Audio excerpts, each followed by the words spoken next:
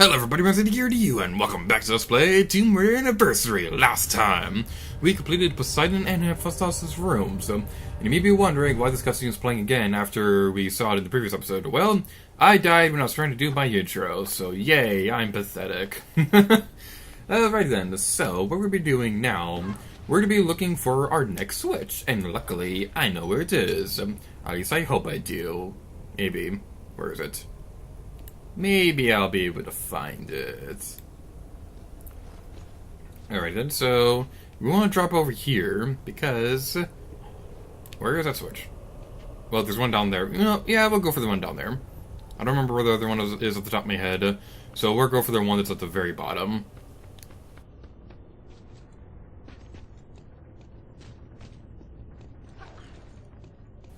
Alrighty then, so we can walk up these stairs, and we can go over here and pull the next switch. And that will open the room leading to Atlas.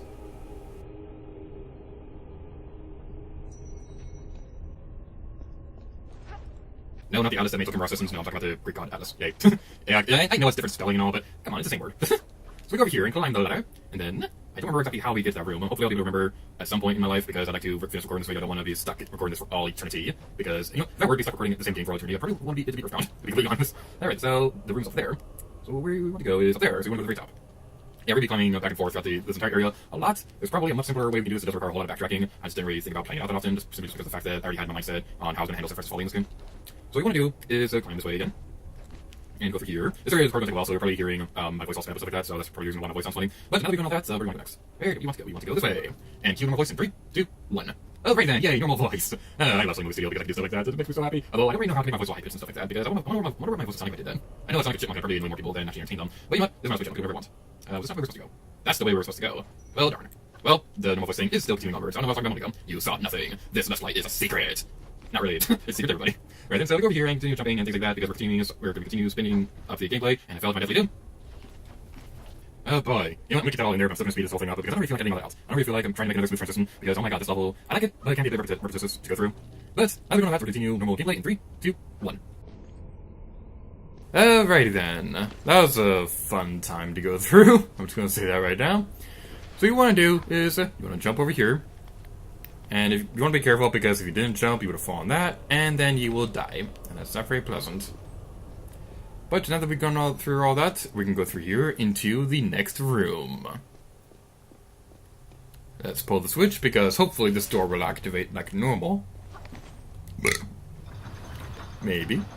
Hopefully. Nope, it's not.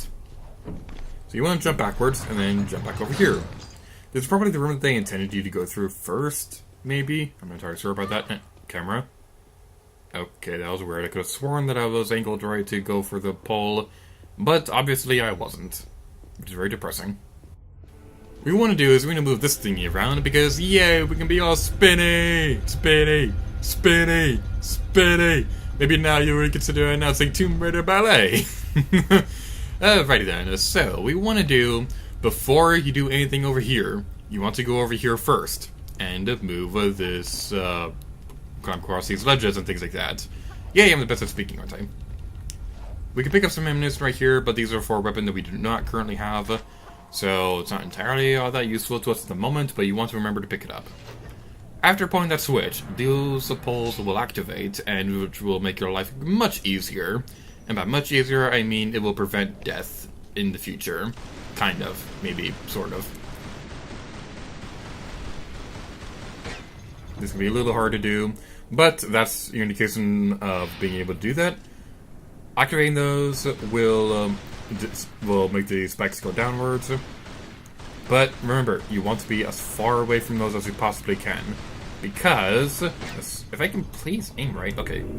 That's a little hard to do on the Wii version because of the free aiming and all. But, if you have skills like me, then, ooh, a nickel! Alright, so you want to be very careful right here, because you want to be as far away from these buttons as you possibly can, but you still want to fire at them so that you can actually touch them, and things like that. Activating these buttons will move down the spikes, but it will also have the statue throw the globe at your face. So you want to run away from this thingy. And run, Laura! Run! Run for your life! We almost didn't make it!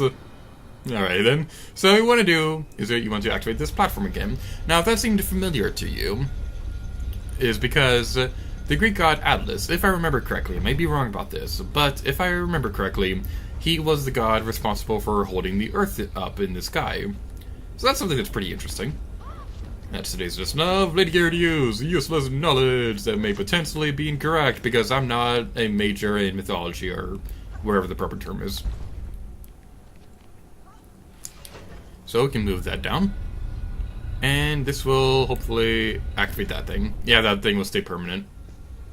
The reason why you couldn't have that activated in the first place was because this column right here would only be destroyed after the globe destroyed it. So thankfully, there's a little bit of destruction in this room, because otherwise Laura would be stuck here forever. Alrighty then, now that we've got that key, there is one more thing that we need to do before we leave this room. There is another reward in this room that I kind of forgot about, so yeah, I'm going to do some fancy editing to go grab it real quick, so yay! So we go over here and jump on this, and you may think, oh, there's nothing up here. Wrong! This is very cleverly hidden behind rocks, so yay! I need to use a health pack right there. Oh. Alright, one thing that's worth mentioning is if Laura dies, her health will automatically go back to being not empty.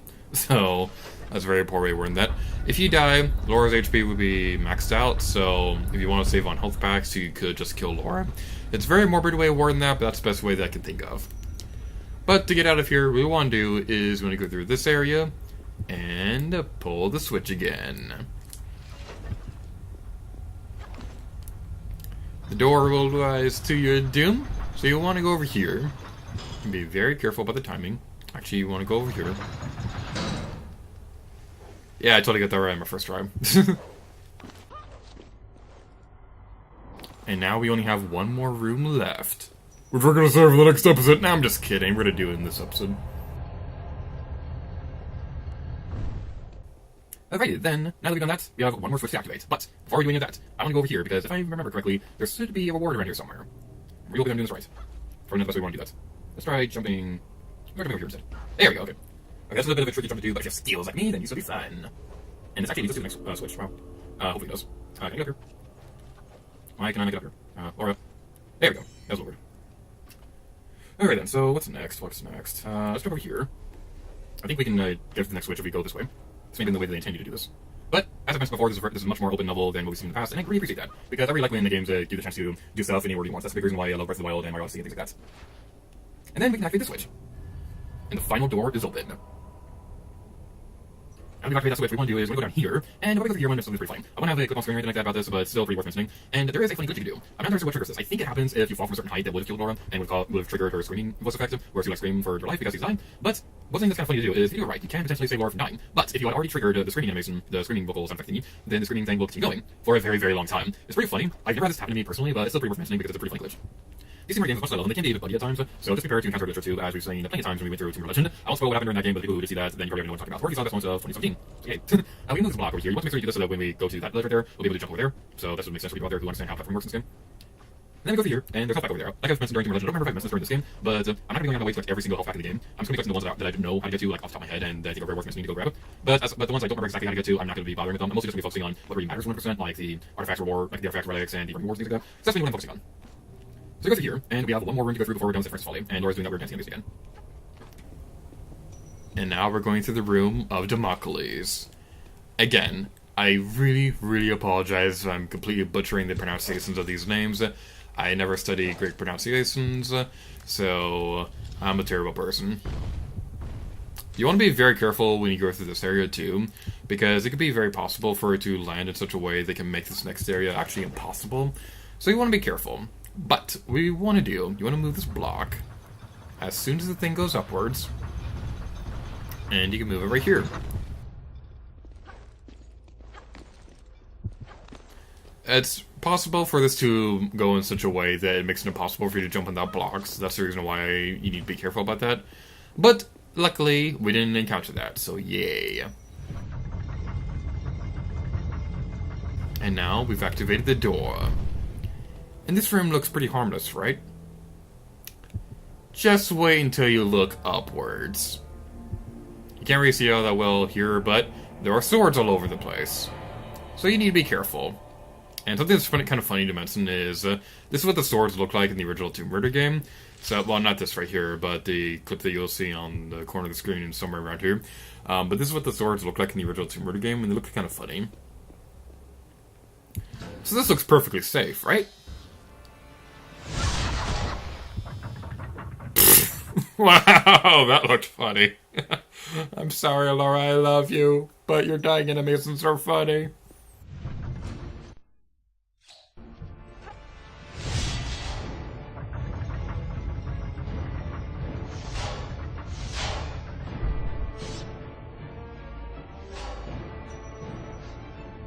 Alrighty then, so we go through here, and I like how the game is giving us a tutorial about how to walk right here. It's kind of a weird place to do that. It's more of a helpful tip for the original game because the swords were harder. It was harder for the swords to hit you if you were walking. But, well, I suppose that applies to this level too, which we'll be seeing in a moment. But this was easily my favorite room in San Francisco Folly. And that honestly changes from time to time. Like, most of the times, that changes. But I still really like all the rooms in this level, for the most part. But I think I've decided that the Damocles room is my personal favorite throughout the entire level. That may... Some people might disagree with me, some people might think that some of the other rooms were a bit better than this one. But I really like this one, because there are swords everywhere, and swords are awesome, and we can't do anything right there because there are swords blocking the way. So you want to be careful right here, because these swords, if they land on your head, that is instant death. So you need to be very careful about that. And this right here, the pattern can be a little bit hard to pick up on, but what you want to do is you want to move onto the white platform, because the red ones will be the ones that will have the swords go back upwards. So you need to be careful about that. And what we also need to be careful about are the swords.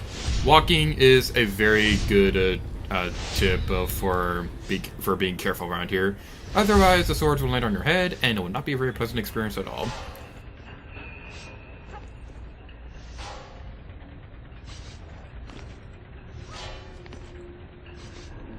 Continue on our merry way through this area. And I believe the switch will activate those, well, deactivate those swords, rather. And which will lead us to the path that will allow us to collect that reward. And I believe that's the last reward in the level. So that's going to be super handy for 100% in this game. So, yeah, we need to go over here and just do stuff that we've seen a million times already throughout this game. This is honestly kind of a hard level to commentate over because this is such a long level that I have to record this. That was very weird. I have to record it. Why can I not grapple on stuff right now? I have to record longer than I usually do for a single level whenever I'm recording this level. So, like, I don't really record a whole lot of videos at once. Normally, I do like 2 videos for a Let's Play per recording session, so that it gives me enough footage to last a week when it comes to uploading stuff. But I have to do like 3 levels in a row. I have to like do 3 videos in a row for this level, and that can be a little bit time consuming. Mostly just because of the fact that this is a very long level. Alright then, so what we want to do is not get impaled by a sword. Thankfully we didn't get impaled right there, because that would have been bad. And we need to jump over here and continue on our merry way through our path of glory. Yay, we're going to be super amazing! And this right here is honestly a little bit hard to do, because the cameras are so weird in this game. Camera, okay. So, if I can align this right, this is what you want to do. Yep, we did it. Yay!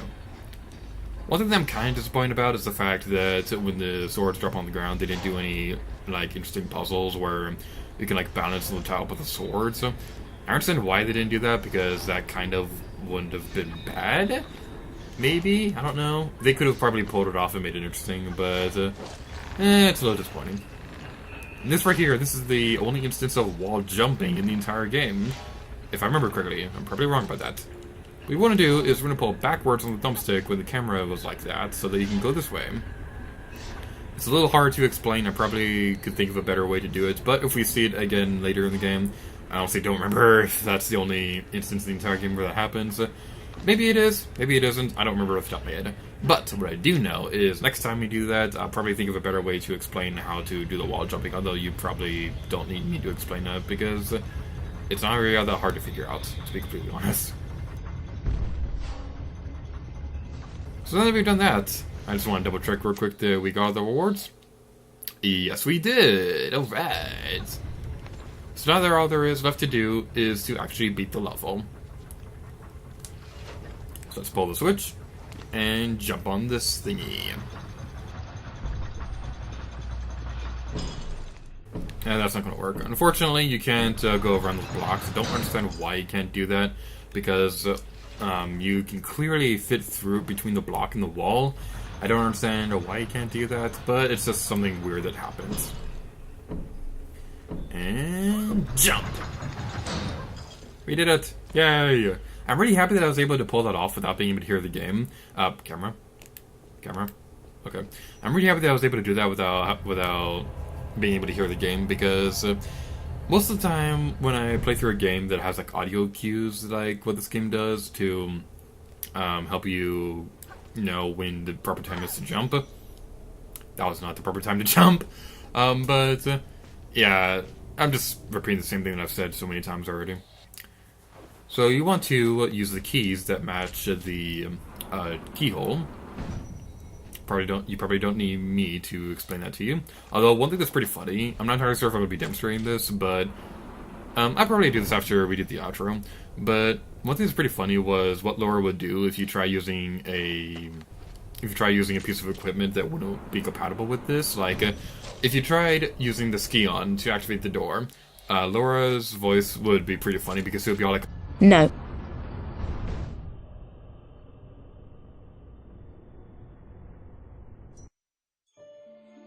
But now that we've done that, check out my completion time. 2.5 hours.